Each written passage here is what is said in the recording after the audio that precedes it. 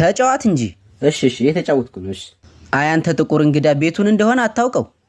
ጥቁር አሽሙር መሆኑ ነው። አሁን እኔ ከሱ ጥቁሬ ነው። ተጫዋት እቺ ደስላለች። እሺ እኔ ምን ልጅ የለም እንዴ? ኧረ አለ ሻወር እየወሰደ ነው። ይኸው ደግሞ በሩን አልዘጋውም። አንተ ለምንድነው ሻወር ስትወስድ በሩን የማትዘጋው? ኧረ አባዬ ሰው ሲመጣ በቀዳዳ እንዳያየኝ ብዬ እኮ ነው። ራስ ተሳሰብ። ይሄ እንዳባቱ ነው። ምን አልከኝ? አይ ምንም።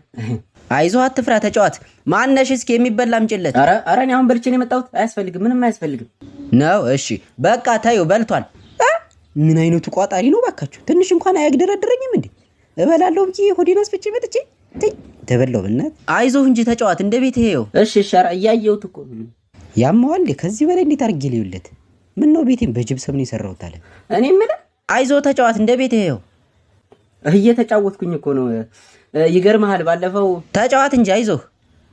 አንተ ያማል ምንድነው? እግር ኳስ ነው እንዴ እንድንጫወት ይፈለከው? ምን ትጫዋለህ እንዴ? ጭራሽ ተጫዋት ባልኩ ነው የምትጫወትብኝ? አልጫወትም። ምን ታመጣለህ?